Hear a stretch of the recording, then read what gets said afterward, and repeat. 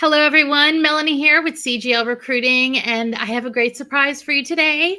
We have the one and only Marty Latman joining us. And this is actually a funny story for this video, but let me first, for those of you that don't know Marty Latman, he is a force on people with networking, helping job seekers, doing career coaching and counseling. You are, of course, the owner of Latman Advisory Services. Marty, you also run FANG, the Financial Executives Networking Group in the Northeast in your area. My goodness. And I'm glad that you're here with us, Marty. Thank you for joining me again for a video. It's really a pleasure. I love it. It's great to talk to you and to other people. So let me tell everybody why Marty is doing this other video with us. I asked him to do it because Marty and I were, my gosh, I don't even remember what the event was, Marty, but it was some event that we were on together. And Marty said a quote, which you've probably heard me say in several of our videos now. And that was, there are no rules when networking. There's etiquette, but there is no rules.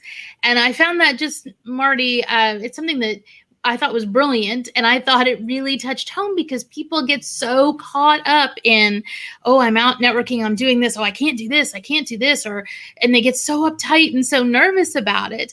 And it is important to remember there's no rules in networking. There's etiquette, but no rule. No rules. What do you think when you see and people are coming to you with all the advising that you do, what are some of the traps that they fall into when they're trying to network that they forget there's no rules? Well, generally what people will say, well, how do I approach this individual? Can I just call them? Well, yes. Okay. Why not? Well, I was told that I should first send them an email. And I said, well, why? Where is it written that that's the way you have to do it? Well, it's not really written. I don't know. I was just told that. Then there's a question, how many pages should your resume be? 2. Where is that written? Where do you have to say your resume must be 2? There's some common things that people look for, but there's no set standard and say you have to do it this way. It's really, when you build relationships, you have to have natural ability to say, if you were on the other side, how would you react? And yes, it's like, when you meet people, we have certain etiquettes that we follow. Okay. You don't want to interrupt the person when the person's speaking. You have to be polite, et cetera, et cetera. But aside from etiquettes, there's no rules in this journey, so to speak, that you're on, and you just go with it.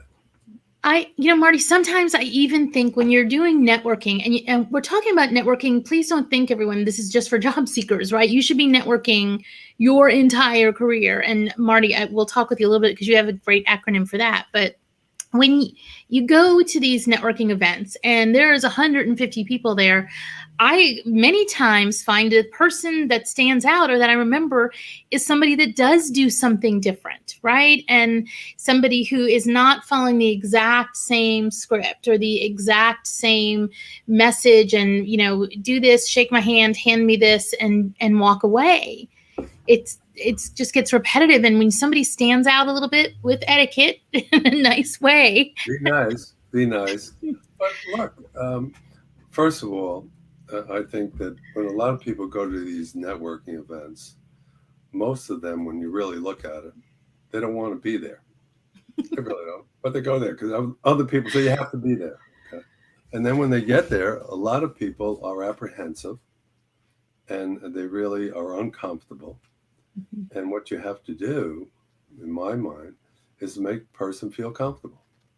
And when you do that, reach out, say hello, okay? Extend a hand. You extend your hand, you'll still come back with 5 fingers. It doesn't change. Okay. But it's just a matter of saying, how would you like to be treated under the circumstances? And when you do that in networking, it's never about you. It's always about the other person. And when you look at it that way, you want to help somebody else. That's the way I've approached it. And as a result of by helping somebody else, eventually that person will be able to help me. But what happens when you extend yourself and show a person that you really are authentic and you really want to help them, um, relationship building really comes easily. And that's really what it's all about. So why don't you share with everybody your acronym that you have in regards Well, to networking? I only told you one. I'll tell you two of them though. Oh, There's two of them. The first one in networking, I've always said that networking is as simple as ABC. Always be connecting and connected.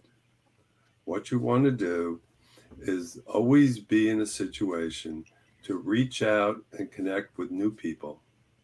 At the same time, you should be reaching back to the people who are currently in your network and speak with them, even at least once a year. Okay, now a lot of people who are listening to this might say, "Well, I haven't spoken to a person in 5 years. What am I going to do? I haven't spoken to a person 20 years. How am I going to do that?" And we make it so difficult. All you have to do, in my opinion, and it's worked many times, pick up a phone, or in this case, you're a little apprehensive, send an email and just say, "Hi, it's been a long time. We really haven't been, you know, seeing each other or speaking with each other for a while. I really would like to know what's going on with you nowadays. I'm really concerned. How are you doing?" It's as simple as that. And before you know it, those years that you haven't communicated, it falls by the wayside. I've had situations where an individual who I grew up with, and when we were kids, we used to play Little League together. Um, After we got out of college, he graduated and he went down to Florida. I was up here in New Jersey, and we lost touch. And then after 35 years, I made it that I wanted to contact him. And through today's environment, with the tools you have today, I was able to catch up with him where he was.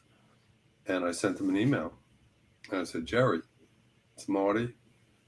Would really like to catch up with you." Well, within a half hour, I received an email back. "Wow, let's talk." And we exchanged phone numbers. We were on the phone for about 3 hours. And it just so happened that he was coming up to New York in, within 2 weeks. We had lunch. We had a great time. Um, I met his family. His son was looking for a position, a finance position. And I said, "Tell me what you do, etc., etc." As a result, I got him a job up here. So I think people get embarrassed, right? I mean, when it's reaching back to your network, when you walk into a networking room, it's like a fresh slate, right? And there's no history. You would think when you're connecting back with people, it would be easier because you have some foundational experiences or time together. But I think people get embarrassed that they haven't touched base with that person in that long. And, I think people need to just give themselves a break and relax a little bit and just try reaching out because it's always a two-way street. It's not that you just haven't reached out to them, they haven't reached out to you. So be that one. exactly correct. You're exactly correct. It's that situation. Um, and as you say, you have a common bond one way or the other from the past experience. And in doing it, it makes it a lot easier. Right. For reaching out to new people. And what I've always said is that look at the items that you have in common with an individual. And if you then have a discussion about things you have in common, the building of the relationship becomes a lot easier. That also happens when you are going for an interview. Right. Everyone spends all this time learning, doing research about the company, about the position. And many people really do not do research on the people who they will be interviewing with. And if you do that, you find out where they've gone to college, what are their interests, what do they like. Uh, you could, talk to other people and find out their personalities. And when you do that, your interview becomes a conversation and not what I call an interrogation. So it's a different look at it. So The tell other, us. Oh, I'm sorry. Go no, ahead. go ahead. So I can say, so tell us your second acronym. Okay. Always be connecting and ABP.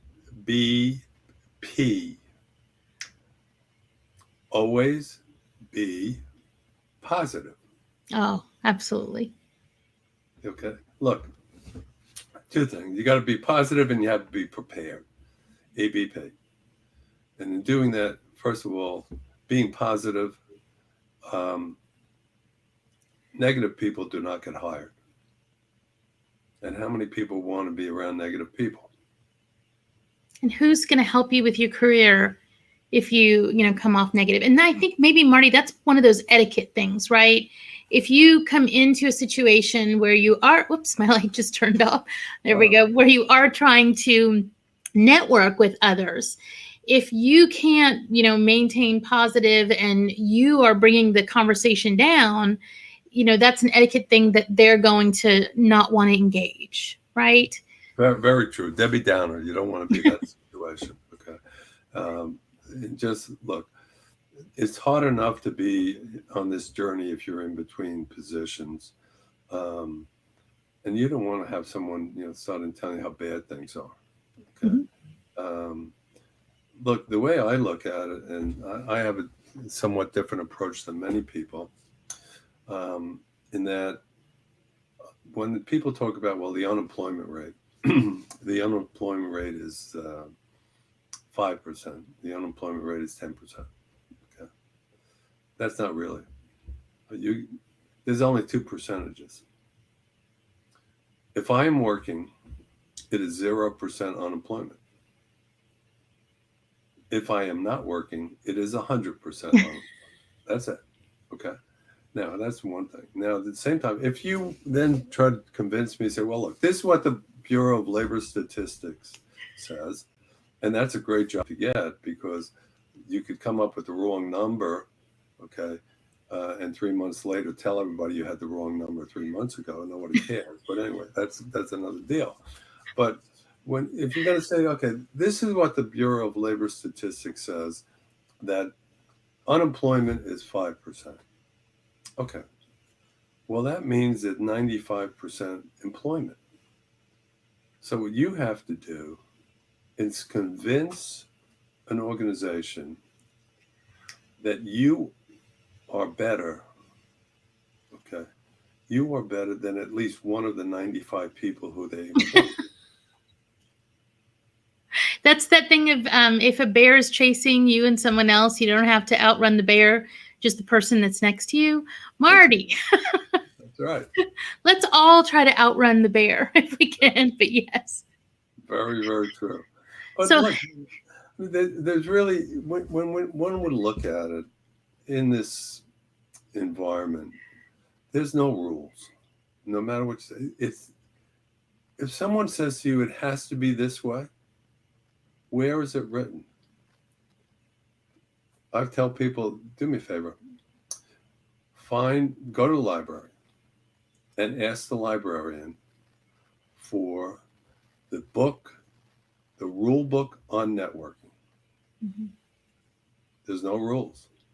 No one wrote that book yet. Okay. And what you have to do, you have to be, cordial. You have to be creative. You have to be friendly. And you have to be outgoing to some extent. Okay. I could tell you generally what happens when I go to these networking meetings and I get there. What I do is that I look for the people who are standing by themselves. Why? The wallflowers. Mm-hmm. Because what I like to do is that I bring the wallflowers into the group and make them feel comfortable. And when they do, they feel real good. I feel real good because I've helped them. Okay. That's because you're a good guy, Marty Latman. Well, no, I just think that I would do what other people would like to do. And it has some real great payback. I was at a situation years ago when I was at one of these events. We had about 125 people. And I looked around, and everybody was gathered in their little group, so to speak. And over on the side, there was an individual. He was standing by himself. And I went over to talk to him. And we were having a chat, and I said, "Well, what are you doing here?" And he said, "Well, I came here to meet people." And I said, "Well, standing by yourself, you're not going to meet too many people." He says, "Well, I'm a little embarrassed." I said, "Why?" He says, "Well, I haven't worked for over a year." I said, "Oh, sorry to hear that. What type of work do you do?" And he said, "Well, some of the work that I do, they really don't do it up here anymore." I said, "What did you do?" He said, "Well, I was involved in precious metals." I said, "Really? And tell me what you do." And he told me all this. And I heard what he had to say. We then went. I brought him to meet other people. I told him, "Send me your resume and see what we could do." And he had a great night, and I enjoyed his company for a while. And then what happened 2 days later? I received a call from a friend of mine who's a recruiter, and he said, "Marty, wonder if you could help me out." I said, "What can I do for you, Mike?" He said, "Well, I have something that's unusual." I said, "Okay, tell me." He said, "Well, I have this position down in Florida that I need to fill." I said, "Okay, how can I help you?" He said, "Well, this person needs a background in precious metals." I said, "Oh, I want you to call Jim." And he said, "What?" I said, And we're "Well, just like, how did you pull that off the top of your head so I fast, said, Marty? I said, Mike, I'll tell you what, I'm going to send you Jim's resume. Mm-hmm. I'll send it to you this afternoon. Take a look at it. Give him a call. He's a nice guy, et cetera, et cetera. I did that. 2 weeks later, I got a call from Jim. "Marty, I would just want to thank you. Okay, I'm down here in Miami. Okay, I'm employed now." It's as simple as that. It's a beautiful thing, right? When anybody who thinks that you should not be networking or that you can stop networking at any point along your career, you're missing it. You're missing it. It is critical. People hire people, not systems, not any ATS. It's people hire people, and people make those connections for you. Totally right. It's networking, networking, networking. People hire people they like. Mm-hmm. Okay. You could have two candidates, one candidate, let's say they have 10 job specs. As you well know, the person could have 12 of the 10. They could have more. And then you have another person who might only have 7. But the person who has 7 really gets along well with the hiring people. And the person who had 7 will get hired because they like that person. They want to work with that person. And that's what it's all about. It's networking, networking, networking. Networking opens doors, and what it really does, it helps other people become successful in what they do. So, Marty, for people that are watching this that want to connect with you, what is the best way? On LinkedIn? Through your website? What's the best way? Probably the best way right now is through LinkedIn. I'm in the process, like many people, again, updating their website. So it's probably best to hit me on the LinkedIn, and it's very easy. It's Marty Latman. Uh, you could, find me out there, and I'm more than happy to connect with a lot of people, get to meet a lot of people, and help whoever I can. You're awesome. Thank you again, Marty, for being willing to do this. I always appreciate you being so gracious about sharing the knowledge that you have to help everybody just get through their day. Well, thank you. It's really a pleasure to come down here. I love it. All right, everyone. As always, thanks for watching, and we'll see you next time.